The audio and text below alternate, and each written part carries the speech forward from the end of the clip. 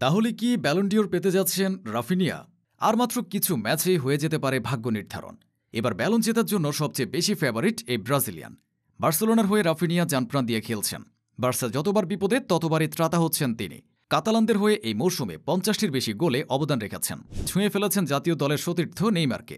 বার্সাকে তিনি ট্রেবল জয়ের স্বপ্ন দেখাচ্ছেন। আর সেটি করতে পারলেই তিনি রিয়ালের ভিনিসিয়াস জুনিয়রকেই ছাড়িয়ে যাবেন। গতবার কাছে গিয়েও তিনি ব্যালন পাননি। দীর্ঘদিন ব্রাজিলিয়ানদের কাছে এক অধরা স্বপ্নের নাম ব্যালন ডিওর। আর সেটিকে পাওয়ার জন্য যা যা করা দরকার রাফিনিয়া এবার সবকিছুই করেছেন। অনেক স্বপ্ন নিয়ে বছর দুয়েক আগে বার্সেলোনায় যোগ দিয়েছিলেন এ ব্রাজিলিয়ান। আর কাতালান ক্লাবে তার শুরুটা এতটা সুখকর ছিল না। প্রথম 6 মাস তিনি ঠিকঠাক ম্যাচ সময় পাননি। পুরো 90 মিনিট খেলেছেন, এমন নজির নেই বললেই চলে।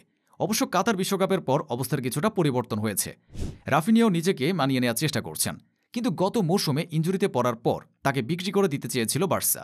সমর্থকরাও চেয়েছিলেন ব্রাজিলিয়ান উইঙ্গার যেন ক্লাব ছেড়ে যান। লজ্জায় অপমানে রাফিনিয়াও অনেকবার ক্লাব ছেড়ে দেওয়ার কথা ভেবেছিলেন। তবে ধীরে ধীরে অবস্থার পরিবর্তন হতে থাকে। মূলত এই মৌসুমে প্রথম থেকে হ্যান্সি ফ্লিকের অধীনে রাফিনিয়ার বদলে যাওয়ার শুরু। এখন পর্যন্ত সব প্রতিযোগিতা মিলিয়ে এই মৌসুমে 51টি গোলে অবদান রেখেছেন তিনি। লা লিগে বার্সাকে শীর্ষে রাখার পাশাপাশি চ্যাম্পিয়ন্স লিগে সাফল্য এনে দিতেও দারুণ ভূমিকা রেখেছেন। এমন পারফরম্যান্সের পর সমর্থকরাও তাকে প্রশংসায় ভাসাচ্ছেন।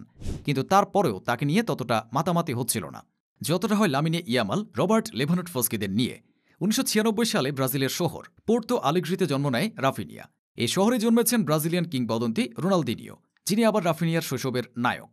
দারিদ্র্য ও প্রতিকূলতার সঙ্গে ব্রাজিলিয়ান ফুটবলের যোগসূত্র একেবারে নতুন কিছু নয়। রাফিনিয়াও সেই পথেরই একজন। শৈশব থেকে তাকে লড়তে হয়েছে ক্ষুধা, দারিদ্র্য আর প্রলোভনের সঙ্গে। অবশ্য ক্ষুধা ও দারিদ্র্যের চেয়ে বিপদগামী হওয়ার ফাঁদের সঙ্গেই লড়াইটা বেশি করতে হয়েছে তাকে। অনেক বন্ধুকে হারালেও তিনি সেসব পথে পা বাড়াননি। রাফিনিয়ার ফুটবল জীবনের হাতেখড়ি হয় ব্রাজিলের দল আভাইয়ের হয়ে। তবে তিনি পেশাদার ফুটবলে পা রাখেন পর্তুগিজ দল ভিতেরিয়ার বি দলের হয়ে। পরবর্তীতে তিনি ভিতেরিয়ার মূল দলে খেলেছেন। 2018 সালে তিনি পর্তুগালের বিখ্যাত ক্লাব স্পোর্টিং সিপিতে পাড়ি জমান। এরপর 1 বছর তিনি ওই ক্লাবেই খেলেছেন। ওদিকে পারফরমেন্সের কারণে ধীরে ধীরে ট্রান্সফার মার্কেটে তার দাম বাড়তে থাকে। 2019 সালে 9 কোটি 10 লক্ষ ইউরোর বিনিময়ে ফরাসি ক্লাব রেনে তাকে কিনে নেয়। এর পরের বছর অর্থাৎ 2020 সালে 1 কোটি 70 লক্ষ ব্রিটিশ পাউন্ডের বিনিময়ে তিনি ইংলিশ ক্লাব লিডস ইউনাইটেডে যোগ দেন।